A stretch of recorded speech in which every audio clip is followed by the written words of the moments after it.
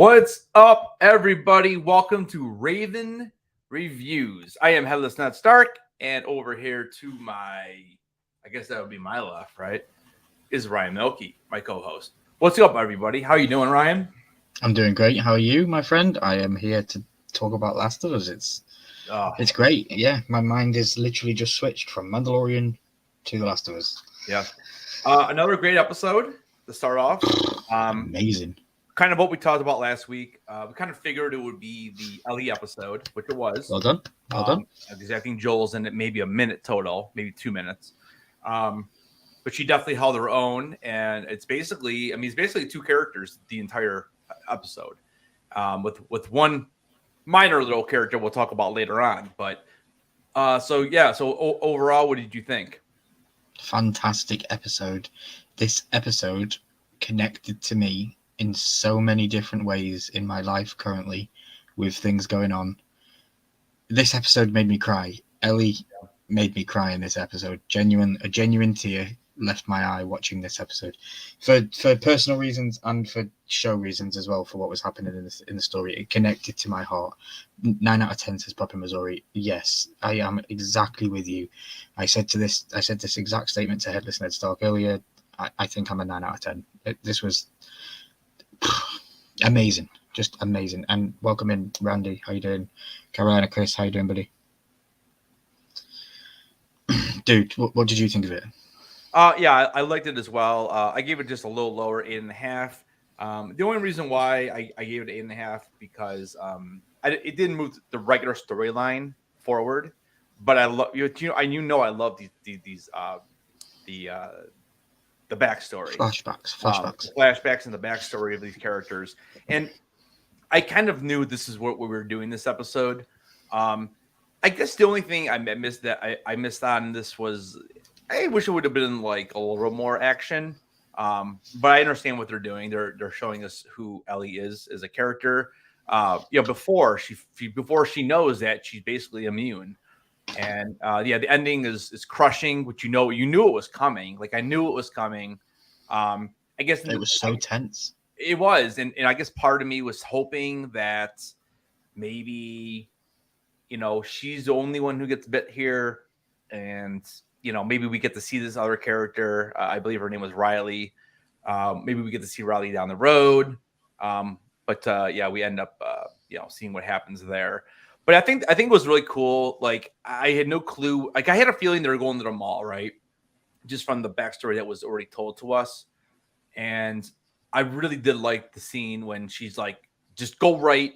It was pretty cool to see her be the almost like the aggressive one over Ellie, because we've seen Ellie kind of be the aggressive one. So it was cool to see that dynamic in that relationship.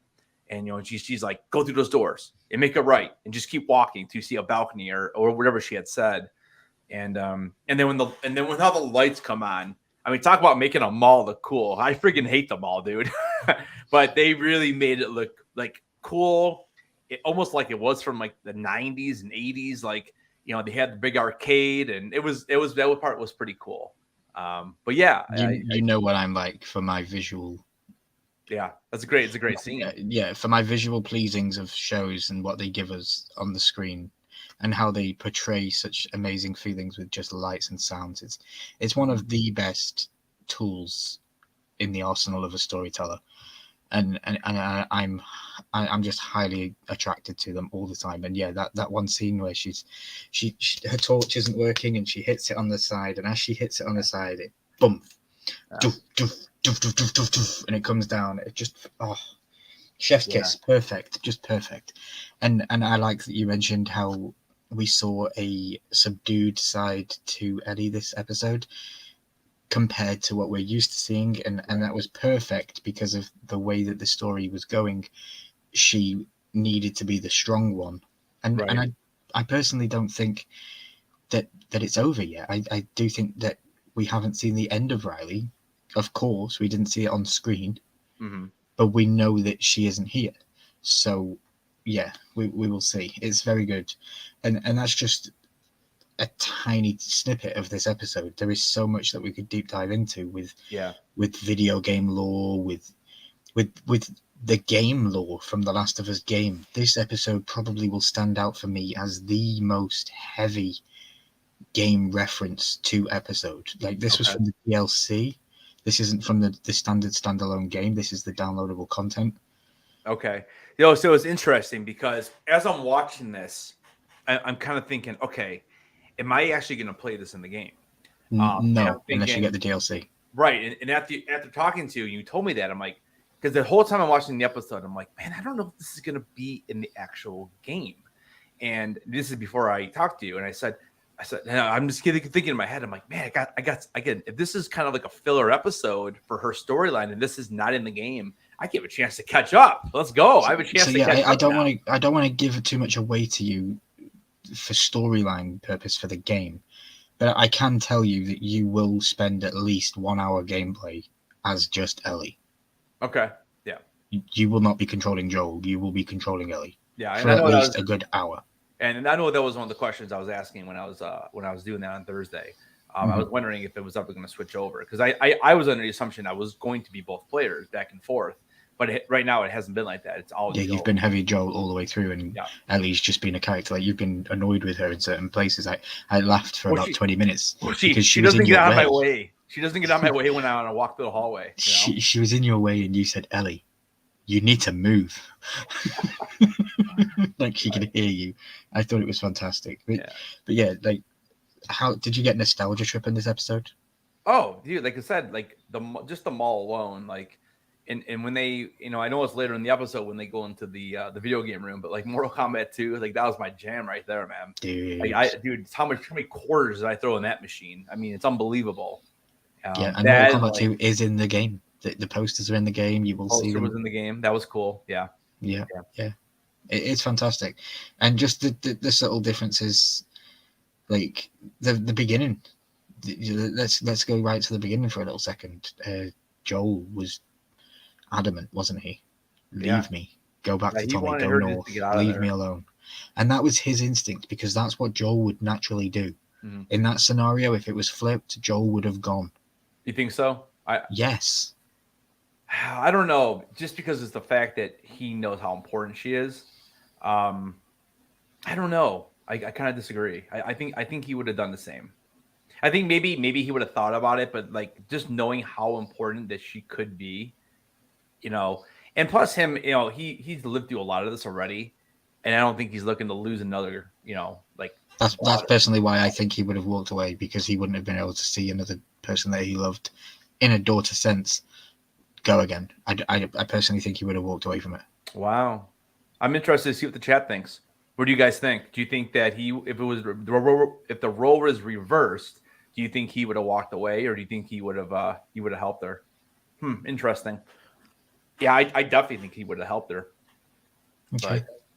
But yeah, so then we kind of see her grab the door handle, and then we go right to the flashback. And that was interesting too, because me being the teacher, the first thing they show is kids running around the gym. I'm like, yeah, we're doing the mile run. Let's go. And even during the apocalypse, we got to get our cardio, right? And we cut back to the QZ when she was in the QZ. Yeah, and she, and of course, then this taller, bigger girl runs by her. Bethany. I'm like, you still got bullies, even in the future in an apocalypse. You still got the damn bullies. So Bethany pulls the sound, the Walkman off her ears, and says, "What are you going to do? You're going to beat me up? Because the person that usually beats me up is no longer here, is she?" Referring to Riley, that we're like later going to find out why she is no longer around. And yeah, I thought it was pretty much hinting at her there that she was dead, but no, it was just because she hadn't been around for 3 weeks. She disappeared and climbed out the window. And one of the amazing Game 2 episode cuts was when she comes through the window and she puts her hand over her mouth. Yeah.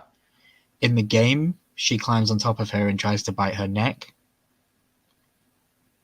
Riley does?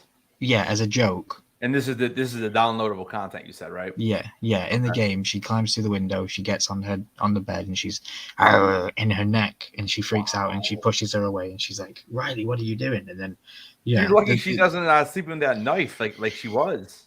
Yeah, I know. Huh. But this one, she covers her mouth instead. So there's subtle differences, but yeah, like it's really cool how it's literally line for line. That's cool. Yeah, because I was wondering about that too, because I did see on social media today before I talked to you that I saw a picture of when they're in the little photo booth taking the pictures, and then there's an image from the game as well, and I'm like, oh, so maybe this is in the game. But then when you told me it was downloadable, I said, okay, I'll have to do that eventually. Yeah, and a really cool feature with the game is when you're in that photo booth, you take photographs, and you can instantly share them to your Facebook. Oh, really? That's cool. Within the game. Yeah. Huh. Which is really, really fun and really, really cool. Because I don't personally think when this game came out that Facebook was out fully. So this was 2013, right? I believe so. So maybe it was. But yeah. Yeah, it probably was. But isn't it 2013 in the show? It's 2003 in the game. Remember, they pushed it forward 10 years because of the COVID thing. But the real game came out in 2013. So Facebook was... But the storyline in the game was supposed to be 2003, right? So you're saying Oh, okay. I see what you're saying. Man, I don't know. I don't know if Facebook was around 2003. I don't think I got on it until like the late 2000s. No, yeah, I think it was like 2005 or something. Yeah. No, he's too invested into her and care too much for her now. I don't think that he would have left her. Okay. Bear in mind that the episode was called Left Alone as well. Yeah. The name of the episode was Left Alone. And then Charles says that's a tough one. I think he would leave, but then return for her. So, all right, that's 3-1, Milky. Cool. Cool. I just think that just think that he would be too deep in his own. Like, he was already wanting to leave her behind in the previous episode, and then we come to this episode, and if roles were reversed, he would have. I think that was a different situation. I think that was a different situation because I think that he just. I don't know if he didn't want the responsibility. I think that he maybe doubted that he was the person to bring her to the wherever they're headed. They're headed to what state are they headed to again? Phoenix, right? Yeah. They kind of took a detour going all the way up to Wyoming. City. And oh no, that's where they're going, Wyoming. Yeah, I mean, I feel like Wyoming is a completely opposite direction. I mean, unless my navigational map in my head is not correct, but I'm pretty sure Wyoming. I mean, Cheyenne, Wyoming, so it's definitely north. That was a huge detour. Yeah, no, I don't have a clue. I just know that I'm looking forward to seeing the route map on the states when it's finished. Yeah. See how far they traveled. Yeah, Wyoming is definitely further north. What's up, Kenneth? Hey, Kenneth. How you doing, buddy? Thanks for being here. We appreciate you, buddy. So, yeah, more nostalgia. Like I say, we get into the... So basically in the storyline where we're at is Riley has just climbed through the window and she's just explained to Ellie that she has joined the Fireflies. Mm-hmm. And Ellie does not take this well at all. She's, a lot of swearing in it, some profanities in it. She's like, "Are you joking me? Yeah. Like, you joined them?" Like, she wasn't happy about it, was she? No, she was not. Because they're being trained in the QZ to kill Fireflies. Yeah. And it's funny too because I kept having to think back. I'm like, okay, so that's right. She doesn't even really know. She knows who they are, but it's funny because when we first meet her, I don't want to say she's being held captive, but I think at this point they know how important she is. See that leads me to my next point. Not my next point, but my next thing I hope I see is I hope we do get to see like a flashback again because I want to see how did she come into the how did she come into the care or because she wasn't like. I guess she was chained up though. So was she captured, or is that a spoiler?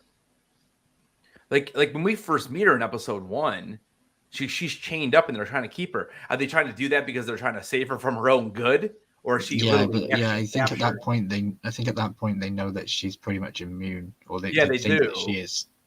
That's what I was trying to figure out. I'm like, at this point in the episode, I don't think that they know that because I don't even think she knows that right now. She's about to find that out. Right. Okay.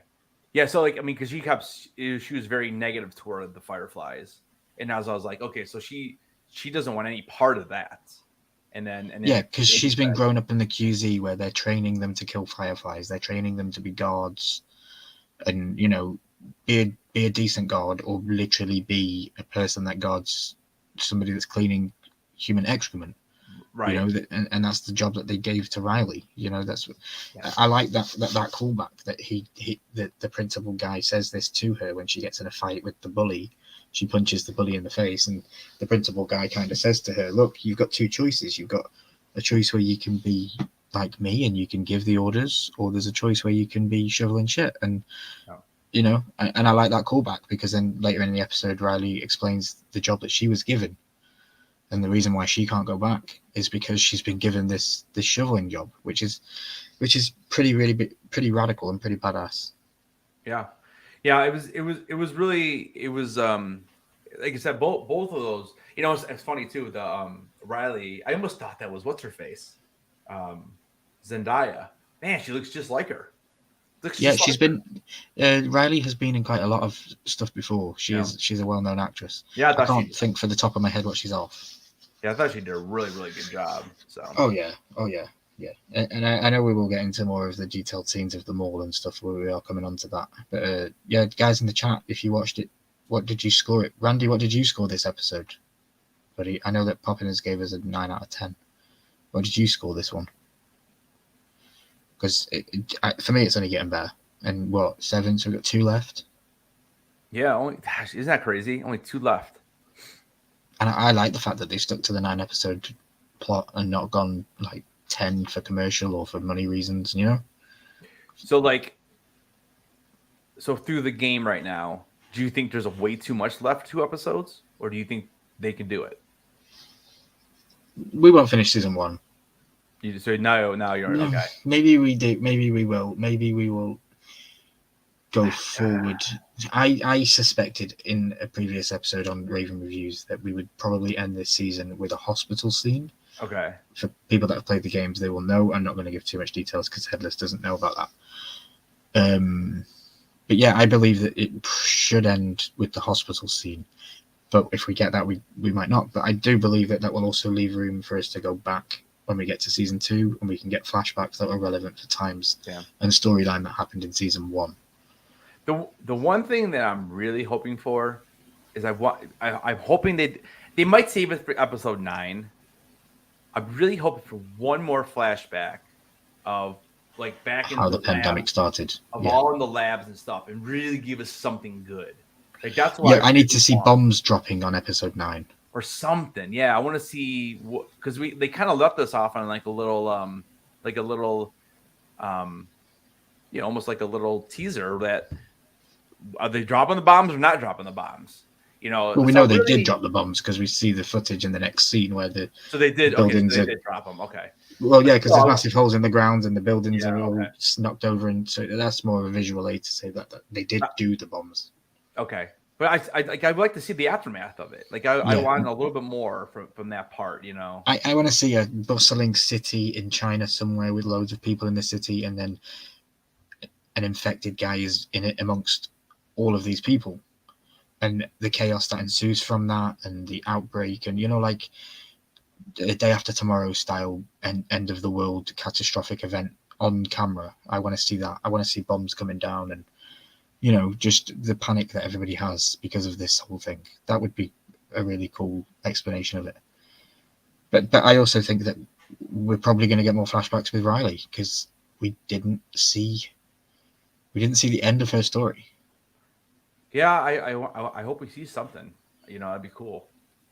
Yeah, I need to see it. I need to see the end of her story. I need to see Ellie realizing that she isn't changing at the same rate or even at all, because of the conversation that they both have, where I like that they play it out from earlier in the episode. You have 2 choices here, and then we also get 2 choices later on at the end of the episode. Did you notice the connection there? A little bit. The principal tells her she has 2 choices, and then at the end, Riley tells her she has 2 choices. Yeah. When they've both been bitten, which was a real cool callback, because it was all about being left behind. This episode was called Left Behind, and there is multiple times throughout this episode where you get that feeling. Yeah, I mean, especially when she walks away, when she finds out that she's leaving. That's later in the episode, obviously, but she walks away again, and then before we saw that, we see the infected. So you kind of like, yeah, and then she comes, she's almost out of there, and she comes right back. She gets upset, yeah. She gets upset. She's got that one last door to go through, and she runs back because her heart is more connected than her head, clearly. Yeah. And yeah, it's a sad moment. Well done HBO. I have to say this. Well done HBO, because you fooled me.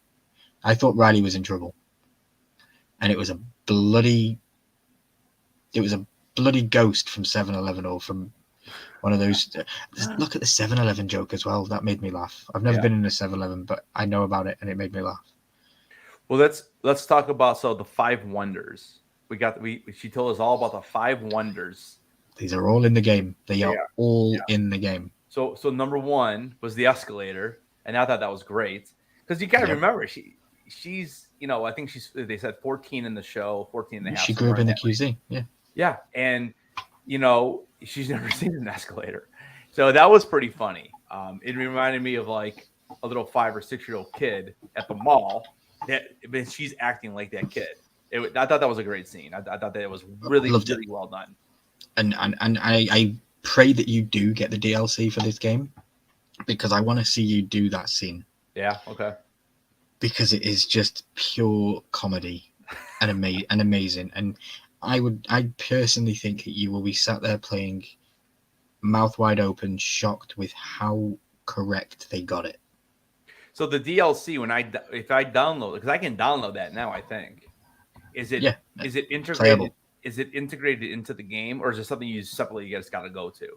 You just got to go to it and play it. You just have to go to it. So I could do it when I catch up and do this whole part and then continue the regular game. You could literally download the DLC and do a dedicated live stream on the entire DLC and just play the DLC until you stream until you finish the DLC.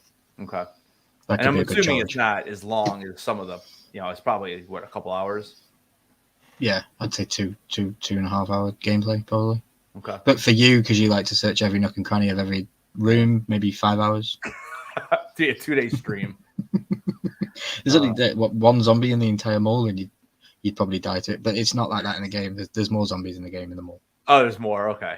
Yeah, I think you have to do something. Like you can't download a game and just talk. Mm-hmm. But so then the second wonder, I know I might be going out of order. It was the second wonder. It wasn't the carousel. Merry-go-round? Was it the carousel? Okay, so maybe it was. What was it? I feel like it was, because they went to the stairs. They came down the stairs. Then they went to look into the sexy lingerie shop. Yep. And on the way from there, she stopped her, said, "Close your eyes, take my hand," and then she took her to the carousel. So number 2 was the merry-go-round carousel thing. Yeah.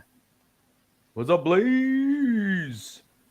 Anthony Blaze. And that was good. I feel like this is the first time we actually kind of see that there might be some type of relationship between them. That's not just friends. Because you can kind of see the way Ellie looks at her a couple times. And I really didn't think they were going that way at the beginning. I know there were some scenes from the previews, but I was a little iffy, and I really didn't think they were doing that. But I don't really know if it's more just the closeness of being friends that made them feel like that, because I don't know if either one of them is really technically either bi or lesbian or whatever. I feel like I don't know what kind of vibe did you get from this? To me, it wasn't the same type of vibe as Bill and Frank. My mind is corrupt because I knew that there was a romantic connection with them from the game, and I instantly got that from the scene where she crawls into the window and pushes her away, and she said, I thought you'd have liked it. I instantly got that, there's a romantic connection there. Okay. And it was from Riley. Riley said it. So the first initial instinct of relationship I got was from Riley towards Ellie in that scene. And she came back for her. So she's giving Ellie reasons to want to trust her because she keeps coming back and she's there for her and she's protecting her. And she's been there to beat up the bullies when she isn't been able to do it and all that kind of stuff. So I did, but I don't see her putting the chops on Joel anytime soon, just because he's protecting her. Also, I do see that he is a father figure to her because she never had, and Riley was a love interest in my eyes. I think it always was. So in the game, did they again? I mean, I know they do that little kiss at the end, and there's definitely some moments. But again, I don't know. I guess I left like, yeah, they might have loved each other, but I felt like it was almost more like friends more than anything else. And maybe the only people they actually trusted, they trusted each other.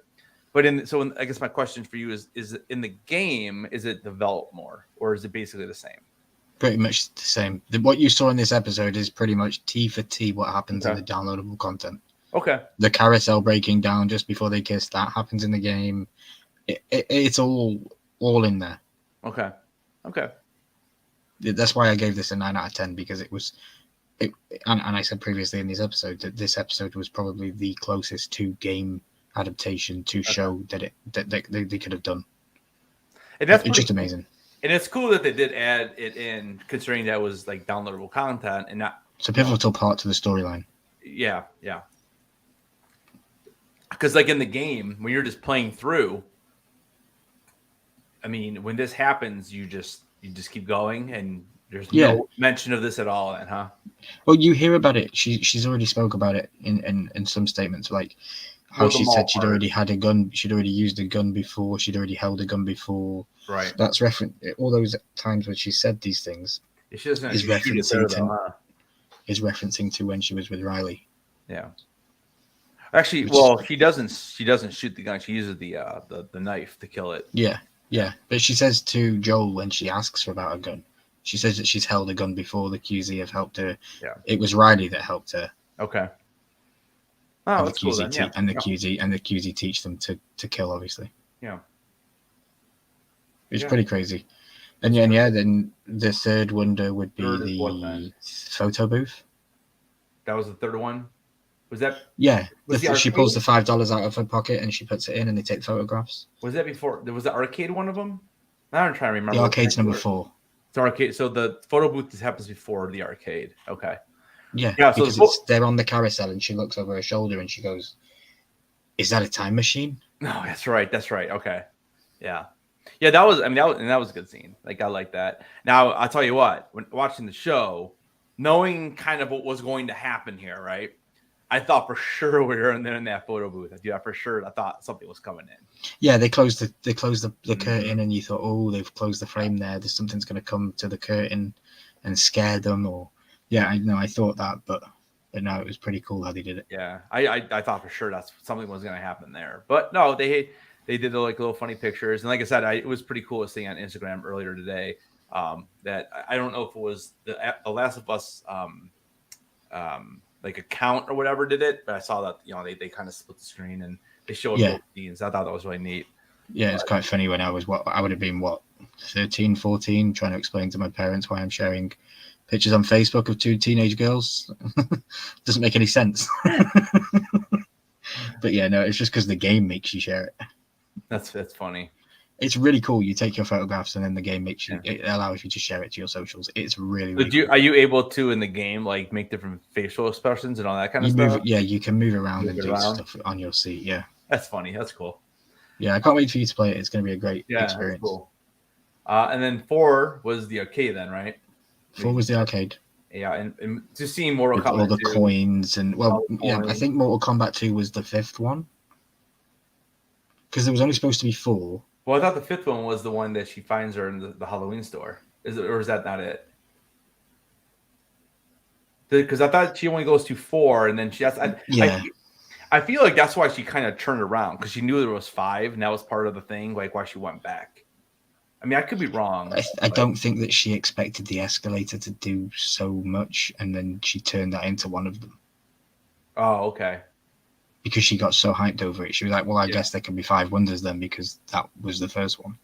Okay. So, yeah, that's why there was an extra one created. So, yeah, you are right. Number 4 is the arcade and the game. 5 was the store, yeah. So the Halloween store, right? Yeah. Yeah. Yeah, pretty. Because I think, because that's when they put the mask on and stuff. So, yeah, we get Mortal Kombat 2. A lot of pop, or a lot of, oh my gosh, what are they called? Pinball machines.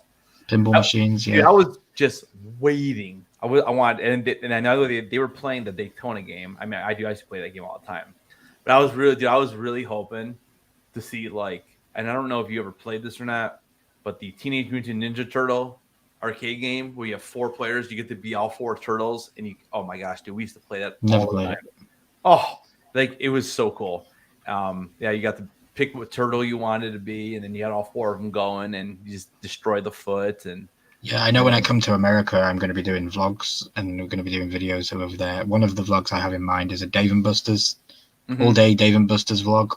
Yeah, I am just going to go all out and go crazy in a Dave and Buster's because we don't have that kind of stuff over here. Yeah. You have to go to like the seafront and like the promenade and the beaches and stuff, and you'll have like a couple of cool arcades and family places to go. But yeah, nothing compared to like what you guys and I want to go to Tokyo in Japan because they have like skyscrapers with floors and floors and floors of them, and that's pretty cool. Yeah, Dave and Buster's is pretty good. They have a lot of the good stuff. They have a lot of Dave and Buster's though. Like lately, like there's actually 2 in my area, and they love their ticket games though because they know they make so much money on those things, you know. But yeah, they still. Yeah, no, I know. Yeah. What do you think to? I have some here. What do you think to paper cash not being relevant in this world? Yeah, I mean, I want to know where she found that $5 at. Like, where do you? It was all on the floor. They were in the arcade. It was all over the floor. She said it's worthless. Oh, it's just on the floor. Yeah. They don't care about it, man. They don't care about it. It's worthless. Coins are. It's trading for medicine and trading for pills and stuff like that. Yep. And I actually wanted to go back because we missed a bit. They come across a dead body when they're maneuvering themselves to the mall. Yeah, that's right. They come across a dead body. Did you catch anything really cool with this character? I mean, I know Riley said that he wasn't there the last time she was there, and he just happened to be there, but I don't know. It was a reminder of Joel. You think so? Yeah, he had the pills that Joel was selling in episode 1. That's right. So do you think this dude just committed suicide? I mean, that's kind of what we're led to believe, I think, because he had the alcohol and okay. So in this, the alcohol and the pills mixed. So in this world, if you kill yourself like that, you don't turn into an infected because he never got bit. So it's not. I believe so. You do or don't. No, I believe you don't turn. Yeah. You don't turn unless you get because like in the later seasons of Walking Dead, it didn't matter if you died. If you die, you turn into a zombie. Sorry, I didn't get that. The internet isn't reachable. Shut up. It's because the what was I saying? Oh, because it's the disease or the virus is in the air. So yeah. Mm-hmm. So I was curious because like they didn't show any bites or anything on this dude. Because again, I thought he was gonna pop up or something like that, but he never ended. No, he popped down. Popped down, right? Well, then it's funny too because like when they start drinking that alcohol, I'm like, wait a minute, you just saw this dude. You said this dude he died. Now you're drinking the same thing he drank. How do you know it wasn't that? Like I'm thinking, I don't know if I would have done that. I would never be drinking that. I would never be drinking an open bottle of liquid in an apocalyptic world. All right, and you don't know what's in. Yeah, and that's kind of a strange part, but you got more chance of me taking the pills. That's right. They look wrapped. Yeah, crazy. But yeah, I believe that person was there purely for a reminder of Joel because of the pills that he was selling in episode 1. Yeah. Okay. That's a good point. Yeah, that's cool. But so yeah, back to the mall. We've gone into the arcade. We've seen all these cool things. She's like, oh, I wish I could play with coins. And she goes, well, that's why I was here for an hour yesterday rigging this machine open so that you could do this. Yeah. Which is pretty cool. Yeah. And she gets her butt kicked. Ellie does. Yeah. How's nobody caught them? What do you mean? It's so loud in there and so like bright. Yeah. It's hard to tell because like who knows how far away that really is. We don't really get bearings of like where they are compared to like where the town was. We don't know how. Well, they're in Boston. To me, it looks like they didn't walk all that far to get there. Mm-hmm. But yeah, you're right. I mean, all those lights, and I think Ellie actually makes notice of. She makes a comment saying, everything's so lit up. How are people not going to know we're in here? And this seems like Riley doesn't care, or she knows that they can't see the lights from whatever. But yeah, you're right though, because it is awfully loud. Yeah, super loud. But again, it's in a huge mall though too, I guess. But they're screaming and yelling, and I'm like, you want to scream and yell in Apocalypse? Probably not. But So yeah, she tells her in this arcade area that she's gonna leave. She's been reassigned to go elsewhere, and this is her last night with Ellie. Yeah. And she said that she isn't able to take her with her. She asked if she could join, and she was told no, which is upsetting. But I think that's because of Marlene putting her there in the QZ, and Marlene knowing that she needs to be protected. It was a cool storyline, a cool way to go, and I like the scene with the bombs, because previously she said that she wasn't making them, and then she was. She was, yeah. And then she even goes, she's like, "What are you gonna do? Throw these at like where I am, or at me, or in a way she says like, are you gonna use these on me?" And yeah, she's like, "No, they're not even bombs." Blah blah blah. But yeah, it was a tough scene. It really was. Like, you stick with those two for about a half an hour of this whole episode, and they're just like getting closer and closer. After it is. I did find it weird though that like you just leave for 3 weeks and you don't even tell your supposedly your best friend that she thinks she's dead the whole time. It's kind of crazy when you think about it, But yeah, again, another example of you have a half an hour for the most part, and you're developing that relationship between two characters that we've never seen interact on screen, and by the end of it, you're just like devastated.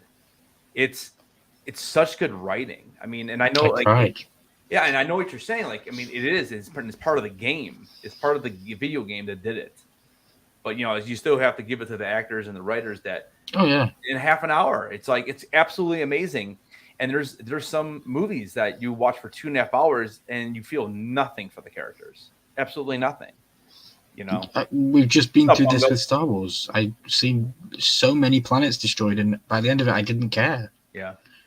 But I watched 2 teenage girls in a horror shop with masks on their face absolutely break my heart. Yeah. Like, it's unbelievable. And I can only give the props to HBO. I'm sorry, but they are the gods of TV for me, and they always will be. Yeah, they definitely put out some of the best. That's for sure. Mm-hmm. So let's break this down. The fifth wonder. Fifth wonder. So yeah, Ellie leaves because she's upset that Riley is going to leave her, and Charles had made a comment saying that he thinks that she turned around because of her conscience. Yeah, I think it has that. I think she knows that she walks out the mall, she's probably never going to see her again, and she didn't want to do that. And I still think that in the back of her mind, she's like, okay, I'm going to go through this with my friend. I want her to show me the last wonder of the world. I think that has something to do with it as well. So I think all that together is why she turned around and decided to go back. And the episode's called Left Alone, and she didn't want to be the one to. She did not want to be initiate the one leaving. Right. She wanted to be left. Right. So yeah. It's a good point. And then as soon as she opens that door to go back, all of a sudden we hear screaming. I was like, oh no, here we go. My heart rate went up. I was I've been waiting for this to kick in for 20 minutes. Now here we go. Is this the same way they do it in the game? No. Oh, okay. So they changed it up a little bit. Okay. So yeah, so she gets down there and then we see that it's a Halloween, Halloween prop or something. It's the store that Randy works at. It's Randy's store. What's it called? What's the name of that called store? I don't know the name of that store in America. It's a Halloween store. Spirit Halloween. Oh, Spirit. Yeah. Spirit Halloween. Yeah. Yeah. Yeah. Basically look like a Spirit Halloween. Yeah. Yep. Yeah, because that's what they do. Spirit sometimes will just go into empty areas, like empty store fronts or in the mall or whatever. But yeah, so that was pretty creepy. Yeah, I was expecting Randy to be in the back, like packing boxes of Funko and saving them for himself, and with his purple. Yeah, I was expecting him to be there. But yeah, go ahead. Carry on. No, just then she gets down there and you see it's a prop. You're like, oh my gosh. So that's not for me, the third time that I thought something was going to happen, because I thought the first time something was going to happen was in the photo booth. I thought the second time something was going to happen is when they decided to play a second round of Mortal Kombat. I'm like, oh, you should have left. And now they're playing another round. And they woke the zombie up. I thought something was going to come at that point. And then that. So that's three times that I kind of was, all right, here we go. Because again, you kind of know it's coming to a point. And then no, you get there and you get the little dance scene on with their mask. I thought that was funny. And then as soon as Ellie starts taking hers off, I kind of knew what was going to happen. I knew they were probably going to end up kissing there like they did. And then that was straight from the episode, Yeah. straight from the game. The whole like when Ellie puts the mask on in the game, she roars, and then that leads into just a crazy cycle of emotions. And yeah, it's just I can't give it enough praise. I've done it already many times in this conversation with you. It's just so good. Yeah. It just really is how they did it. Even the mask, how they made the mask look like the exact mask from the game. I have no idea. Yeah. So you're talking about the clown one or both of them?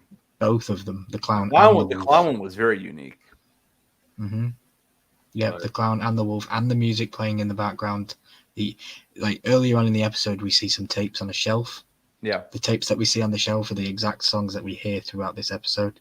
We hear Etta James's version of the song at the end, which is also played in the game. It's all just unbelievably amazing. Yeah. And then so they kiss and they kind of both like, oh yeah, we both have feelings for each other. And then of course it's short-lived. She does the typical apologizing for kissing somebody like everybody always does. Yeah.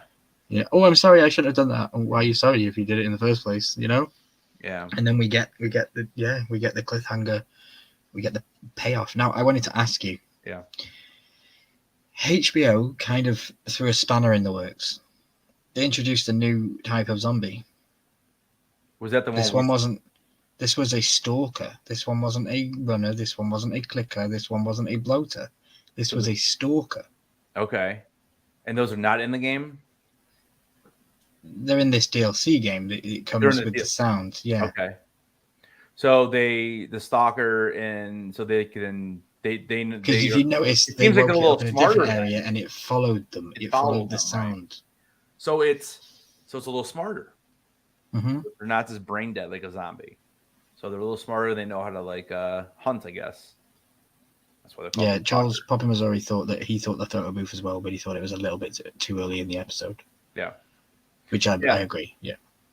But again, like you said, like we talked earlier in the game, you said there's more than just one. Mm-hmm. But that if they would have done that, let's say one would have came in and they would have killed them with no problem. At that point, how do you stay and continue to play video games in the mall? You know what I'm saying? Again, in a video game, it's a little different story, but in something like this, because if you see something early on like that, you're probably not sticking around. Or did you like the callback from previous episode where Ellie was talking with Joel about how she used to play a video game with her friend, and there was a really cool scene in it when she crushed up the bones and spat them back out. Do you remember when she said that in episode 2 or 3? Oh yeah.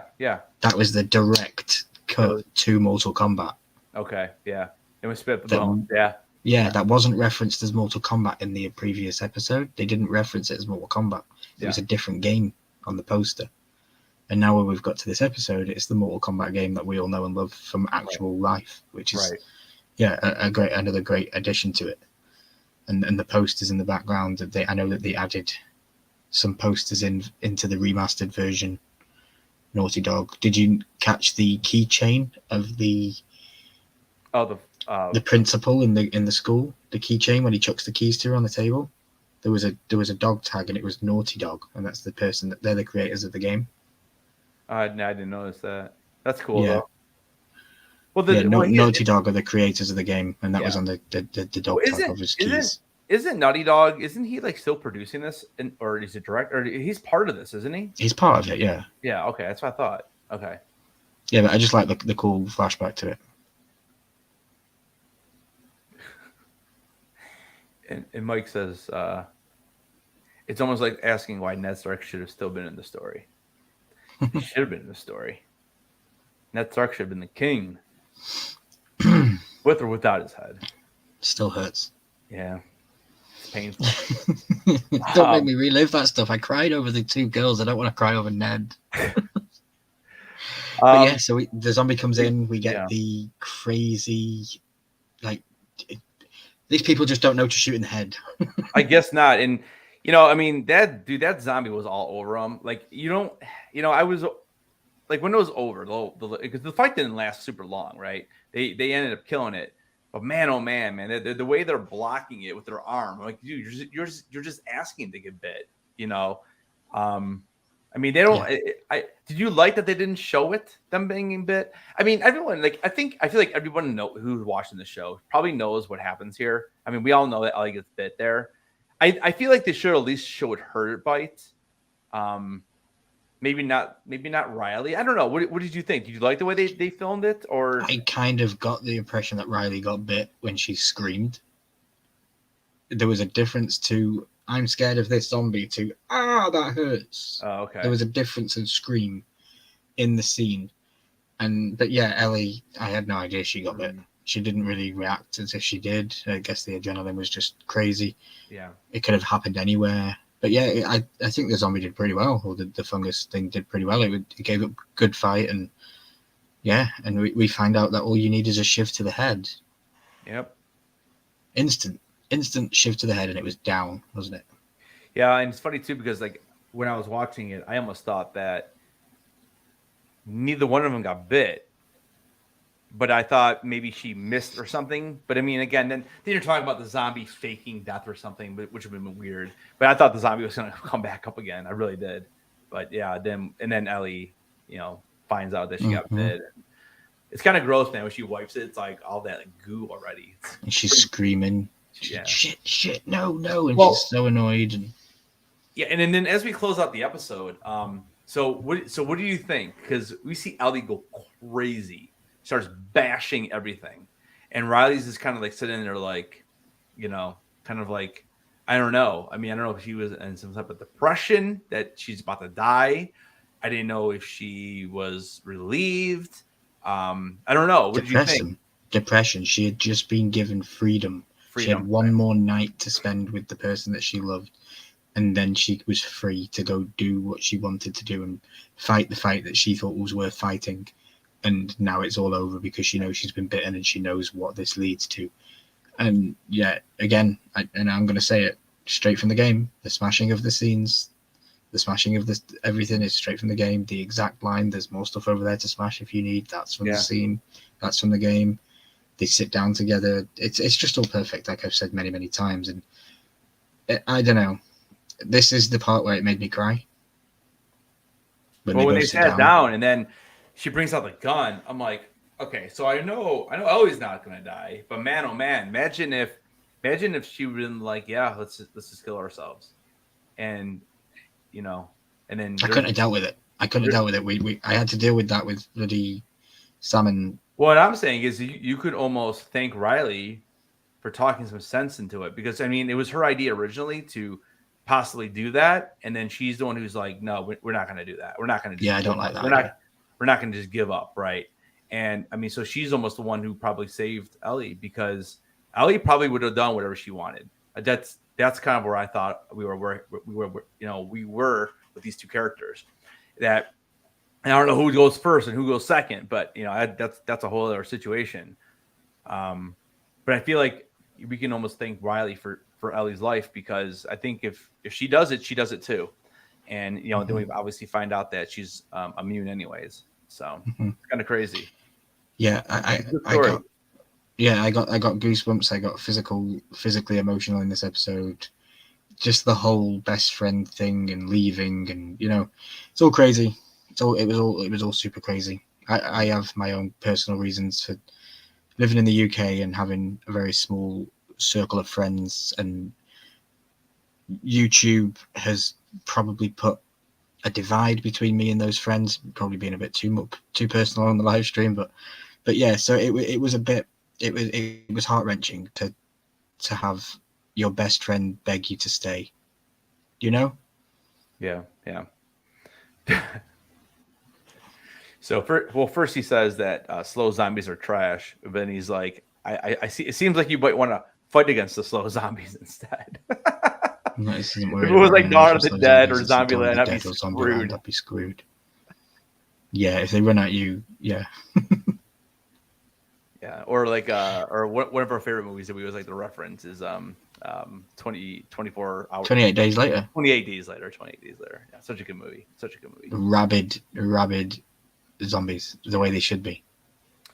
Yeah. Not Walking Dead. Well, like I said, I mean, the one, and I feel like I say this every single live we do about the show. The one thing I love right now is that they're not making the zombies useless, because that's what The Walking Dead started doing after season 2. The zombies became the afterthought, and it was human versus human, and the zombies were just happened to be there. Yeah, they're a plot device in this show. Yeah, in this show, they mean something, and every time they show up, I just feel like something bad is going to happen. I mean, and you're terrified by them every time. I know. I mean, dude, if I'm walking around the game, it is funny though. I'll see humans and stuff, and like, okay, they're gonna shoot me a couple times, but I'm not that worried. But then you see the zombies come, you're like, okay, we gotta hit these guys in the head. Let's go. So yeah, then we kind of flash back after that, and we back to Joel. We come back to Joel. She decides to head back downstairs. Actually, well, she stays in the house first, right? She never left the house. When she went through the door, she just went into the kitchen to look for pills. But we got the scene of her and Riley. Yeah, and then so she finds a little thread. I'm like, I don't know about this now, but hey, you know what? Something's better than nothing. Like, and give it a wash, girl. It's been in the drawer for 20 years. Give it a wash. Give it a wash. I don't know. And then, yeah, she doesn't even sterilize the needle, but that's fine. Yeah. Whatever. But hey, post-apocalyptic world, what does sterilizing needles matter? Yeah, it's probably gonna be a hack job. He's gonna end up looking like Frankenstein, but it was pretty cool. And I'll tell you what, I cringed probably more in that last scene when she's sticking it through, and he's just like, oh, brutal, man. That's that for me sometimes is worse than like someone getting their head slashed off in a horror movie. You know, it's that little. Ugh, gosh. So you can't deal with that kind of stuff, dude. I hate that kind of stuff. Yeah. Okay. Yeah. Even though I know it's not oblivious. Real. I'm completely oblivious to all of it. I can watch ultimate torture and love it. See, yeah, I'm a sicko. Like, okay, so like Hostel, the movie Hostel. You ever seen that? Yeah, I did, but that's babies compared to what I can show you when we get backstage. Like Hostel, I can't mention it on the live stream. Yeah, and Hostel is like, that's over the top torture. Like, that doesn't really bother me. But like, you know, like are you caught up on You? No. Are you watching it? No. I will do eventually at one point. Okay, well, in one scene, somebody has to cut their toe off. Like, that was more cringy than like anything in Hostel, because Hostel was so over the top blood, you know. But like that, I'm a massive Saw fan and Jigsaw, and you know that kind of stuff. Yeah, me too. But again, that doesn't bother me because it's so over the top. It's like those little small, like that little small thing. Like, I can just imagine how bad that would hurt with no numbing. Okay. It's more that, I think, you know. Okay. But and she did such a fantastic job with her acting in this episode. Yeah. Bella Ramsey, just the facial expression. Go back and pause it, guys. Go back to the very last couple of minutes of this episode and just watch her doing this needlework on Joel. And don't concentrate on what's happening with the needle and with Joel. Just watch Ellie's face. She is so good at portraying what she's doing. I felt like Headless just said, you want to wince and you want to go like, oh, you know, because she's portraying that on screen. Yeah. And yes, so I guess she saves Joel's life. Yeah, and then I think we'll probably see both of them in the next episode. I think they'll kind of continue. I don't know, maybe a week goes by. I don't know. We'll see. I don't think we're. I think we go back. I think we go back to Tommy next week. You think they're going to head back to Tommy? Okay. Yeah, I'm really interested to see where they're going to end this, because obviously him being injured, unless they're doing another time jump, which I don't think they will. I think they're going to want to. I think I want to see Joel in a more of a what's the word I'm looking for? Vulnerable. Yeah, more vulnerable like that, because he has been that tough dude all the way through this so far, and now she almost has to take care of him. So you think we've slowly been seeing that though, haven't we? He fell asleep on guard, and she took charge, and yeah, we saw that. That's correct. Yeah, I think we're gonna. I think you're right. I think it makes sense to take him back to Tommy, because I mean, we don't know how far they are actually. She just dragged him into the house. Kind of makes sense. And Mike has a really cool question that we can end this live on today, I think. Do you secretly wish for a zombie apocalypse or something near it? Hell yes, Mike. Yeah, Hell yes. got all the guns. Let's do it. Dude, if we were to wake up tomorrow with sirens going off everywhere, the news bulletins, no channels worked, and it was zombie apocalypse is real, and that was it, I would not be rushing to Walmart to buy toilet paper.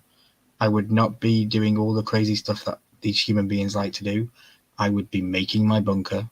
I will be collecting my weapons. I will be buying a lightsaber. Yeah, I will be getting ready, and I'll give you a call, Mike, and I'll tell you that we can do a deal so that you don't come for me and I don't come for you. we'll make the Ravens Pact. Yeah, there you go. The Ravens Pact. There you go. So if you're watching the live stream, you're part of the Ravens Pact. If there happens to be a zombie apocalypse here in the near future. There you go. So like this stream, subscribe to the channel if you haven't already, and become part of the Ravens Pact. We've just made it up right now. If you are part of this channel, you are part of the Ravens Pact. You will be safe when the zombies come crawling, I think Mike would prefer. So when the zombies come crawling. Yeah, we don't want them to run. That's true. Yeah. But all right. So overall you gave it a 9 out of 10. I gave it an 8.5. Mike, what did you give it the episode? Charles, I think said, what did Charles say? 8? Charles said 9. 9. I think Randy said 8 maybe. Randy said 8. Yeah. So again, the show just continues on, and I can't wait to next week. I can't wait to Two next left. week. Two left. Yeah, it's funny. We just got done doing Willow, and you only give it a 5 out of 10. You didn't like this episode, huh? Wow, 5 out of 10. Man, wow, Mike. Like 5 out of 10. That's like we're talking like Willow episodes. That would be the worst rated episode this season in my scoreline. If I was to go by my score. What did you not like about the episode? I'm curious. Like I know it was. I don't want to say it was slow, but I mean there wasn't a lot of action. It's just that development that they do with these characters in like such a short amount of time that's really what I love about this show. Mm-hmm. Again, if we have every episode, all the infected. We got our huge infected scene back in episode 5. Like that was awesome. And then we kind of slowed it down last week. And this was a slower episode too, but it definitely built because we knew what was coming. And the way it built, it reminded me of like Jaws, dude. The way the original Jaws just built to the kills. There's just not a lot of kills, but it just built to each one. It's phenomenal the way they did it. And that's kind of like the vibe I got in this. It's just the way it built. It wasn't all in your face, happened so quick. But I don't know. I think this is a standalone episode that can be viewed separately to the storyline, really. Yeah. And I think kind of like the Bill and Frank episode. I don't have a problem with them doing this because I think it world builds. It's building the entire world. It's not just like I'm trying to go from A to B and that's it. You know what I'm saying? Like Walking Dead tried to do that a little bit in the first couple seasons, and it got so out of control, and they ended up being in 2 areas for the last like 4 seasons, and it was just blah. I liked it about as much as Mando. It was kind of trash. No worries, Mike. You don't like Mando either? Come on, Mike. Mando, this is the way. Now I know why you weren't at the Mando review last night. or not last night, but earlier this evening. Today, Mike, all right, well, Mike, that's cool. I like that people still have, diversion effects for different shows. I absolutely love it, but there's somebody out there that probably didn't, and they're going to have just as much of a valid reason as to why they didn't like it as much as to the valid reasons to why I did. And that's why we're here on YouTube breaking it down and talking with you all in the chat, because that's why I do this. I love the polarizing thoughts from everybody that comes and shares what they think about these shows. You get these people on the internet that, like, I've been to the movie and I have my own opinion. I'm not interested in sharing it. It's like, okay, just my opinion. I have standards, Mike. Exactly. And that's what I like about it. And I appreciate you being here and sharing those with us. So I'm curious, before we get out of here, Mike, what do you like? What's your top 2? We'll make it easy. Top 2, like two, or not even top two of your favorite series of all time. I'm curious. Any franchise. Yeah, any franchise is top two. I'm just curious to see what you say. Like for me, it's kind of like a no-brainer. It's Game of Thrones and Breaking Bad, and then Twin Peaks for me is number 3. Those are my and Ryan. What are your top 3? Now, when I say Game of Thrones, I'm counting House of the Dragon in there. Yeah, Game of Thrones is 1. 2 will be Heroes. Okay. Heroes is one of my favorite shows of all time, and 3. Westworld. Okay, that's cool. Wow, good. Yeah, I liked it. I'm. Didn't I tell you to bring it back though? No, they just cancelled. No, two. Is it Tubi, or it's Tubi? Oh, is there something called Tubi? I can't remember what it's called now. I'm not sure. But I think they picked it up. They're gonna try to bring it back for the last season. I know. Oh, that hypes me up. And if that's true, you can bet I'm going to be talking about that on YouTube. Yeah. Episode like season 1, 3, and 4 were really good for me. Season 2 was It was okay. I didn't love season 2. I think it got really confusing in parts. But I did like season 1, 3, and 4. Damn, those are good. Those are some good seasons. I also want to give out a shout out to Snowpiercer. Snowpiercer's quite good. Snowpiercer, okay. But that's because Ned Stark's in there. So yeah, he's not in it enough though. That's the problem. Yeah. See, they can pop in. There you go. I mean, Game of Thrones was great until the end, but I actually liked the prequels of Star Wars. Game of Thrones was great. Okay, there you go. Nice. All right. Hey, we appreciate you guys hanging out tonight. We'll be back next Monday on Ryan's channel for episode 8's breakdown. And then tomorrow night is a special night. We have we're opening up not Game of Thrones, House of the Dragon NFTs. We're gonna be doing it live, 7 p.m. right here on my channel. And then on Stable Clips on the Horseman at 9 p.m. Correct? Yep. 9 p.m. Eastern. These times are always Eastern. Yes, we have the belt is up for grabs. Battle of the Belt versus Papa, Missouri. They're going to be doing F-Cancer mystery boxes. I've got 3 of them. Charles has got 3 of them. We're going to go by PPG. Whoever has the highest PPG at the end of the night wins the belt. And stay tuned. And Charles actually bought a real belt. It's fantastic. An actual belt. Yeah. And he will ship it to me when I beat him. And I need to get in this mystery box thing because I need to get that belt. I need to have that in hand. Stay tuned. But yeah, I will be dropping a promo video tomorrow. I was supposed to do it today, but I slept in all day because my crazy YouTube schedule does that to me. But yeah, stay tuned tomorrow for my promo video. It's going to be hilarious. See you sexy bitches tomorrow. Hell yeah, Mike. We appreciate you being here, just like everybody else. Hopefully tomorrow we can hopefully we'll grab some legendaries and we'll make some trades. And if you're in the chat and you're you're doing this stuff, just hit us up on Instagram. I'm looking to make trades, dude. And less money I got to spend on those epics and rares, the better. So, but tomorrow can't come soon enough because I can't wait to get my hands on some of these packs. So, all right. We appreciate you guys. For Ryan Milkey, I am Headless Ned Stark. This has been Raven Reviews, episode 7 of The Last of Us. We will see you next time. Bye.